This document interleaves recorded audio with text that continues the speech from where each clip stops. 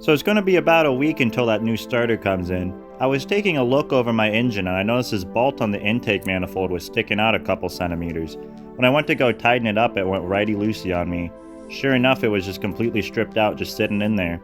Now, sheer stroke of luck, the thread pitch on the bolts is the exact same thread pitch as the PCV bolts, which I also sheared off last year. So naturally we're going to have to take the intake off to reach the hole and thread it properly, but that also forces me to do a couple other jobs at the same time. This engine is direct injected with a positive crankcase ventilation system, this thing here.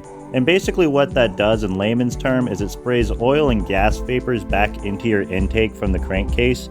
Then it disperses those vapors back to your valves where they can't be washed off by any fuel because the fuel goes into the cylinder. So I'm going to clean out that carbon buildup, I'm going to clean the injectors that'll come out with the manifold, and I'll also fix that threaded hole. These T30 bolts are pretty easy to get to on top, but there'll also be these 10mm on the bottom you'll extendo to, and you're going to want to use a magnet to catch them because you can't really fit your hands under there. You're also going to want to remove the fuel hard line that goes from your high pressure fuel pump to the fuel rail because that's going to rest underneath the intake manifold.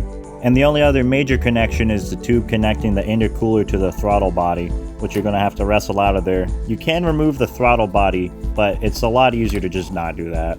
So those are the major things, but there's a million other things like this coolant line here, this pack of cables here. I would normally try to break them down for you all, but there's so many. There's the injector plugins, there's the throttle body plugins, there's like vacuum sensor plugins. Just make sure you check. Once you've got everything apart, it's still going to be kind of stiff in there because the injectors are kind of holding it in.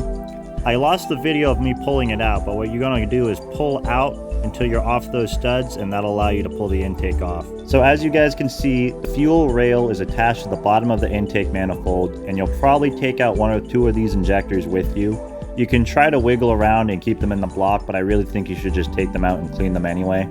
The first time it's really hard to do it, but once you know where all the connections are, you can get the intake off in like 2 hours. And now we can finally get a good look at my messed up intake valves, absolutely caked in carbon. I'm going to try some at-home methods to clean these off and some of the expensive methods, so follow and like for more.